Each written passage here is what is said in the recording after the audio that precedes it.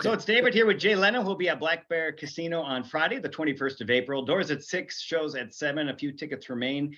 Get them now. And Jay joins me now via Zoom from his garage, which was where your office is, you were telling me, which is perfect. Right. Works for me. Yeah. You know, and this is an honor for me and a treat to talk to you as someone who, well, I didn't see your first TV appearance, which if Wikipedia is correct, would be on Good Times. Was that accurate?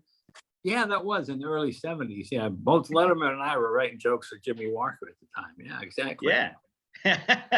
I think the Wikipedia page was the episode was JJ's in Trouble or something like that. That's right. You know, he goes to the VD clinic, and I was the guy with VD sitting in the clinic. My mother was thrilled, of course. Well, we all have to start somewhere, and that, you know, exactly. Might as well start with VD. Yeah, and if I'm going to the VD clinic, you're the first guy I'd want to see it. Well, maybe not, but and it's uphill from there. Yeah. So yeah, needless to say, but a stand-up was where you got your start, and it's obviously storied career doing everything from the Tonight Show and you know the. Well, yeah, I always consider myself a stand-up comedian and was lucky enough to get a TV show. You know, sometimes TV shows last 13 weeks, sometimes they last 2 years. We were lucky; we got 22 years out of it, plus 5 years of guest hosting. So. It was great. I loved it. It was the best job I ever had. I really enjoyed it because I could be in show business without being in show business. You know what I mean? I was surrounded by it because I'm not like a big show business guy. I'm not a big party guy. So, but I could be amused by Charlie Sheen without actually being Charlie Sheen, which is a lot of fun. At arm's length, as they say. Yeah. Exactly. So now that you've done all this, and obviously so you have a lot of projects going, which I want to touch on real quick, but I also wanted to just ask you, what's it like, obviously going back to your roots, so to speak, and going out and doing shows like you will be doing in our area? Well, I never left. I mean, when I did the Tonight Show, I was on the road every single weekend. Okay.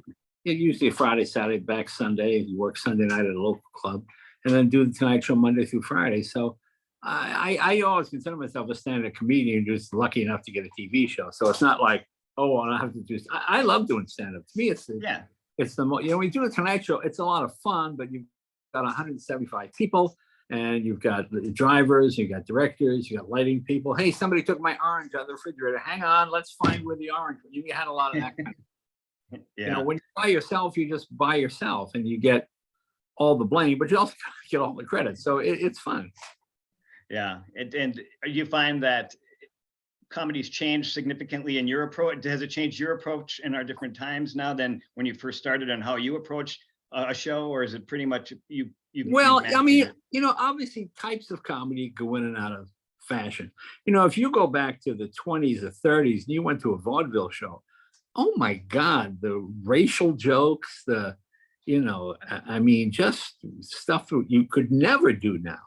And, you know, if something ceases to be funny to the audience, then it's not funny to the audience. You know, I mean, people used to do jokes about women drivers. In the 50s, that was a huge, because not many women drove at the time, and they were learning how to drive and all that kind of stuff. But if you did that now, people go, well, what? My mom drives, my sister drives. My sister's in the workplace. What? You know, I remember watching Harry Reasoner in the late 60s saying, they're talking about having female anchors doing the news. Well, I don't see that day coming in. You know, it was like, what are you talking about? So it's really, you have to change with the times. You know, if you're a blacksmith shop in the era of the automobile, you're going to be out of business sooner or later, you know, so you got to update. Yeah. So I don't consider it really, the only difference now is the audience are very polarized. When you do a political joke now, they wait to see, oh, is this for my candidate or against my candidate? Yeah, and they listen to the joke first and then decide whether to laugh at it. That's why, you know, I just took politics out of my act, because I found you'd be doing fine, everybody laughing, boo, you know, they immediately assume because you told one joke about this candidate or that candidate that you were for or against it. And you always wind up losing half the audience. It's kind of the way it is now in late night TV. You know, when I did the show, when Johnny did the show, we kind of made fun of both sides. So you got both sides to watch, because each side would, you know, if I got angry letters the same week from both sides, perfect, because that was it. You know, when it's all one-sided, then it just becomes, well, you just lose half the audience. You know, I'm doing this game show, You Bet Your Life. Right. And I sold it under the premise that There's no politics involved. Like I'll see a guy walk out and I go, okay, I know I'm not going to agree with that guy politically, but we're not discussing politics. And maybe he's a carpenter or a plumber, but he's got a family. He's a nice guy. Seems like a good provider. And, I don't have to agree with people on every issue.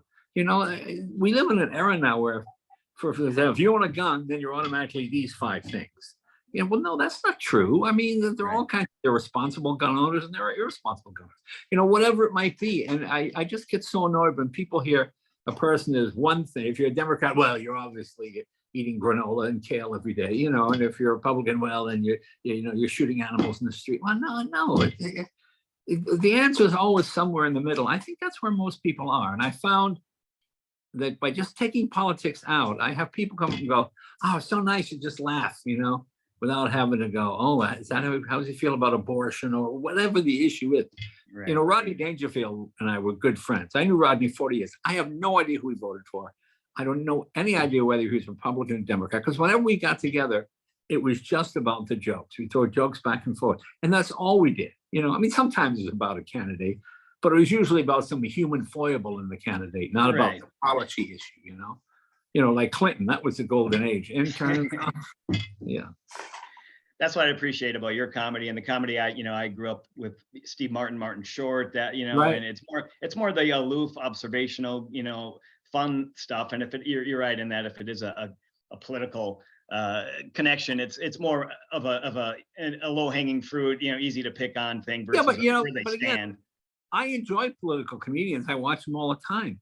And it's just that I find for a general audience, if a guy, man or woman, has been working all week, they don't want to come to be lectured at. They want to come to hear a comedy show.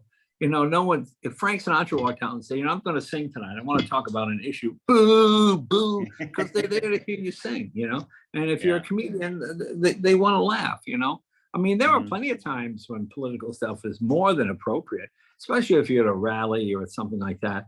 And if people know what they're going to hear, but I don't think anybody likes to walk into a room and be assaulted with an opinion that's different than theirs. You don't change anybody's mind. Most people just wait for you to finish talking so they can talk, so it's not like you go, oh, I was the Democrat before I saw him. Now it doesn't work that way. Right. I agree. Have you found, which is nice, and you can keep the same approach regardless of what part of the country you're in. I can imagine the political comedians have to read the room, so to speak, and they know who they're going to get. Yeah. And it's just sort of, most people are somewhere in the middle. I always take, political correctness used to be called politeness in the old days, to a certain extent. Sometimes does it go overboard? Yes, it gets a little crazy, both on the left and the right. Most people are somewhere in the middle, It's like everybody knows somebody that's gay. Oh, and they like that person. I have no record. They don't get caught up in these issues, Mm-hmm. So how many shows a year are you doing now with stand-up? Well, almost every weekend, at least 150 a year, 150, maybe 2, Yeah, and when you're in Minnesota, just when you come to our area, it's very likely that we'll have just set the highest snowfall total ever in a season when by the time you arrive. We're 4/10 of an inch short. And we're supposed to get about 4 inches on Friday or Thursday, rather, before you get here. So you should get here, no problem. Minnesota is a great comedy audience. I come from New England, and any place where it's cold, people in the wintertime, they huddle inside and they tend to listen to stuff.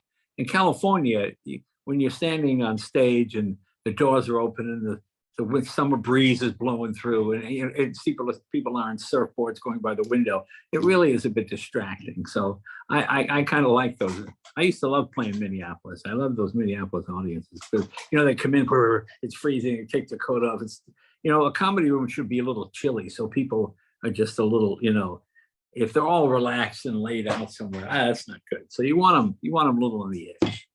That reminds me the David Letterman line when people complain of how cold his studio was, and he said, "Well, it keeps the comedy fresh." Right, exactly. Well, it's true. Yeah. Dave was correct. Yeah, I know.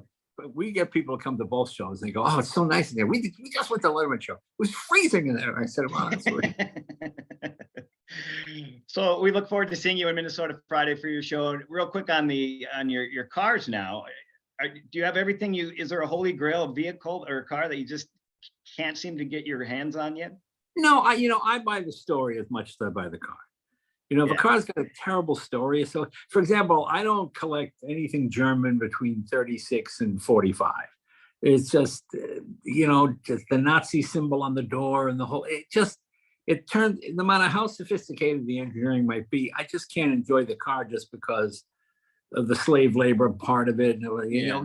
Think so. So when you have something that's, my favorite story, I had a woman who, she had a 51 Hudson Hornet, and she called me up, a 53 Hudson Hornet. And I have a 53. So she called me, she had a 51. I said, I have a 53. She goes, well, my husband and I bought it new. We drove it out here from New Jersey. It's the only car we ever had. He died back in 96. It's been sitting in my garage. Will you come look at it? And I said, okay. So I go out there, and she's 94 years old. And the car's not bad. 4 flat tires, been sitting for 30 years, And she says, would you buy it? All right. So I bought it. She wanted $5,000. I said, okay. So I bought it and take it back to the garage. It takes about 2 years to get it kind of perfect again. So let me call her up and see if she's still alive, Now she's 96. Hello. I go, hey, it's Jay Leno. Hey, you want to go for a ride in the car? Oh my God. And then she says to me, can the kids come? I said, yeah. Well, the kids were 72 and 74. All right. So I drive out there, and they've got her blindfolded in the driveway, and she's got no glasses, no hearing aids, 96 years old. So she's blindfolded, and she's touching the car like the elephant and the blind man. I said, well, now she starts crying. Okay, so come on, let's go for rides.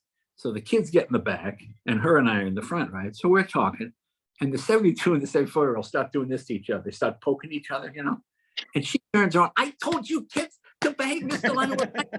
And she's whacking the crap. I mean, she's really hitting them. And the three of them are laughing so hard. Mr. Leno was nice enough to give us a ride, and you kids can't sit still for 5 minutes, And then the kids told me, like, when they were in high school, they were so ashamed that their dad had this 16-year-old car that the dad would drop them off like 3 blocks from school, and they walked the rest of the way. Of course, now the car is a classic, and it's a whole different deal. But I mean, it was just fun. The woman, she lived to be 106, and she finally passed away. But whenever I ride in that car, when I take it out, it just makes me. I just picture her turn around, and she's just whacking him in the head as hard as a 96-year-old woman. Just pounding him. If you kids behave, and it's just a great memory. And that's what I think most people have. When people have a fondness for an old car, sometimes they're an enthusiast and they like the engine and the power. And sometimes it's because their dad took them for ice cream every Sunday or something like that. We have a lot of people on the show when we did the show on CNBC that were not car people. But I would always say to them, do you have any remembrances with cars? Oh, yeah, my dad had a 56 Chrysler, and we would go. It was a big car. Well, let's get one. So we get 50 and we go for ice cream just like they did. You sort of relive the experience, and it makes it fun. So sometimes it's really the story. If a car's got a great story, then it's worth buying. That's great. Yeah, I mean, I guess that's what any enthusiast comes from, a passion, and passion is easily clings to stories and storytelling, and versus just a tangible item. I found a Duesenberg out of Minnesota, but in a barn. I went up there to get it. Yeah. So they're out there. They're out there. What was your first car? My first car was a 34 Ford. I got that when I was 14, and my dad said, you got 2 years to get it running, and that'll be your car. So we worked on it for 2 years and got it running, and I never crashed or had an accident with it because I put it together, and I realized, I had other friends whose dads gave them cars, and they all smashed them up because they didn't. I knew if I broke it, I'd have to fix it. So that was a pretty good lesson my dad taught me. Yeah. So do you have a Ford 34 Ford? Do you have that car in your? I don't have that one, but I have one. Right. But yeah. Oh yeah. Yeah. That's awesome. Yeah. Well, Jay, I won't keep you any longer. I just want to thank you. No problem. Hey, thanks a lot. And hopefully we'll see some folks out at the casino on Friday. Black Bear Casino Friday night in Carlton. Jay Leno, again, doors at 6. Show starts at 7, and there are a few tickets remaining, so get yours now. Jay, have a safe trip. Bring a warm jacket, and we look forward to some fresh, cold comedy when you come in. And no politics. See you there. No politics. Yeah. Take care. Thanks, Dave. Nice.